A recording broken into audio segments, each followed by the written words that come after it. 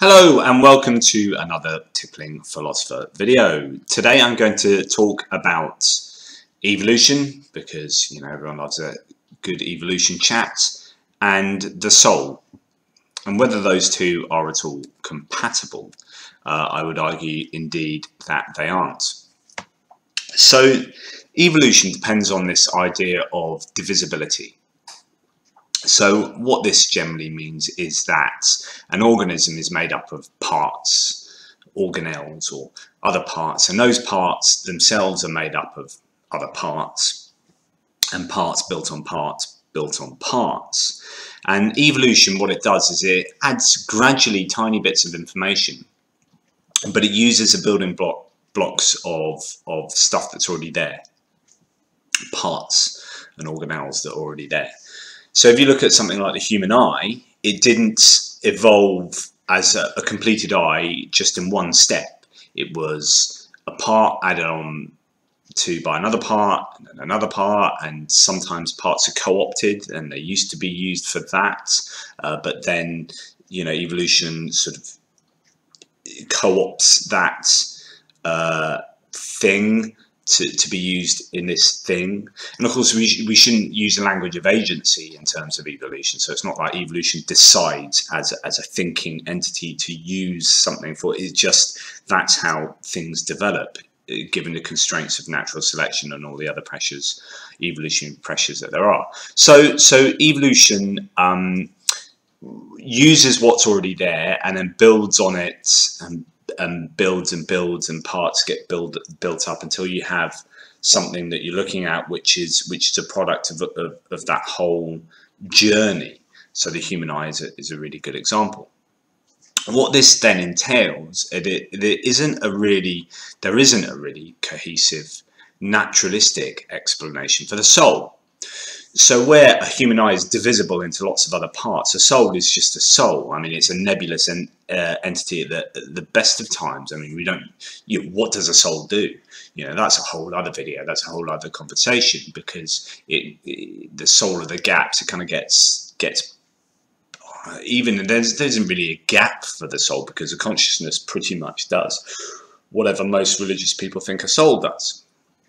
But anyway, religious thinkers generally will adhere to this idea of a soul, and they must struggle to some degree with the concept of evolution, because it's very difficult to argue that a soul can arrive naturalistically through evolution.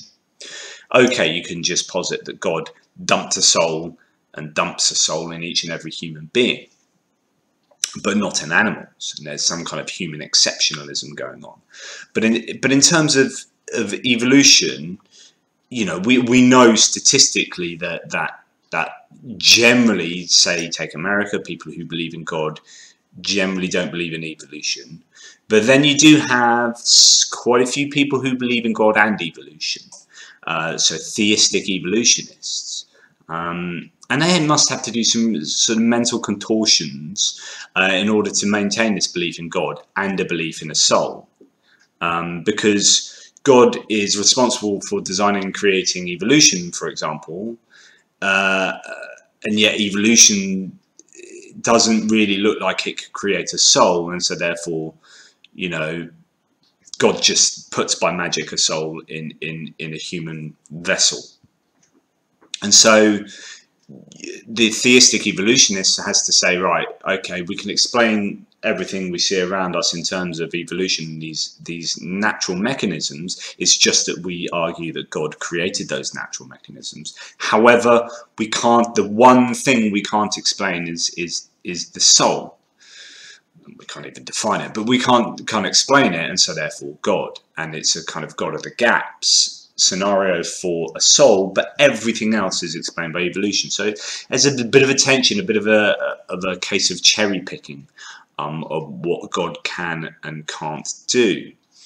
The soul is separately made by God, and the soul isn't divisible. The reason why evolution struggles with the soul is it's not divisible. It doesn't have parts. It's one whole thing, as I said. And you ask 10 people what to define a soul, and you get 10 different answers. But it appears to be this whole thing, and we know that whole things don't just pop into being with evolution. You know, the wing didn't suddenly pop up as a fully formed wing. It actually was built on and built on and built on, and started in a very different form and ended up looking like a wing. Feathers were initially, I think, for warmth and whatnot, and they end up being used to allow a bird to fly. And so, you know, with a soul, if you believe only in evolution, so if you're a naturalistic evolutionary theorist, or if you're a theistic evolutionist, then it's really problematic, because you don't have like a mother and father hominid of some description who don't have a soul suddenly waking up, or not waking up, or giving birth to a child who does have a soul. It's not like a soul suddenly emerged. This whole new category of thing just emerges or appears in the evolutionary timescale at this one point, whereby the parents didn't have it, but the offspring do have it. So, you know, we look at consciousness, and that has emerged over time. We can look at the complexity of other species and say, well, actually, we can, although we can't get inside their heads and know they've got consciousness, it appears that they have all the hallmarks of consciousness to differing degrees, and only humans with the most complex brains have this most complex form of consciousness. But it's just a matter of degree throughout the rest of the animal kingdom. And you can imagine, or you can coherently and cohesively argue for this idea that parts of your consciousness are built on other parts, and the parts of your in the same way that your brain is, and we can see different parts of our brain from different historical and evolutionary epochs. But where that works really well for consciousness, you know, the soul doesn't have this same kind of luxury. And we just simply can't account for the existence of it through evolution alone. Certainly, you have to bring God or some other magic being into the equation. So this is really important in terms of evolution. So it's discounted as a theory or a scientific fact, even. Out of hand by many theists, and the reason why is because if you can't have the soul, then you can't have an eternal soul. If you can't have an eternal soul, you can't have eternal life. If you can't have eternal life, you can't have heaven and hell. And if you can't have eternal life and heaven, then your religious belief is seriously under threat. And arguably for many religious people, if you don't have those things, then your meaning, your purpose evaporates, right? So this can get wrapped up in something called terror management theory. It's a challenge for atheists and for those trying to convince the theists about evolution. If they don't believe in evolution, then by trying to convince someone to believe in evolution, they have to, what you're effectively doing is you're convincing them out of a belief in a soul, or out of a belief in unless they just think, oh, the soul's just some magic thing that's put into you by God. But if you're trying to convince people out of the God argument and out of like creationism and into naturalistic evolution, what you're actually doing is you're saying to them, this framework invalidates the eternal soul, and therefore eternal life in heaven, which is what you probably adhere to.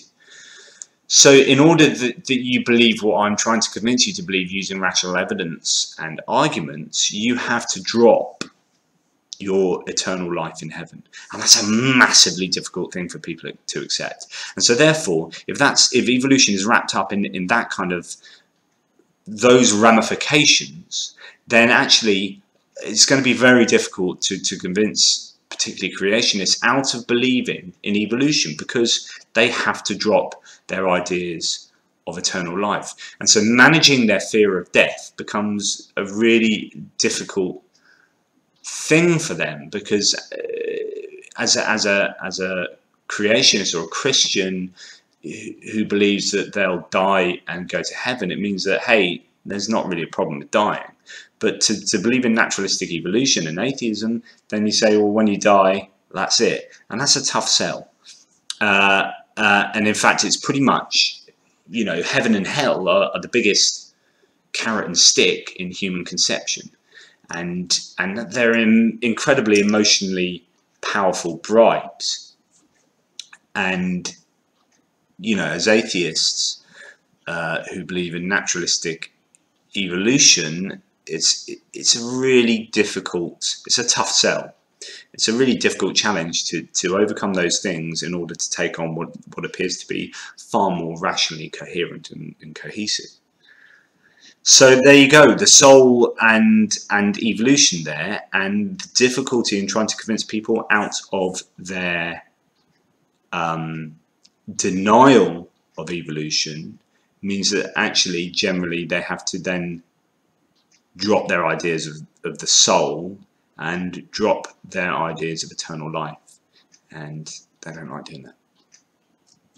Anyway, thanks as ever for listening, and please check out my other videos and subscribe to my channel. That would be fabulous. Thank you. Take it easy. See you later.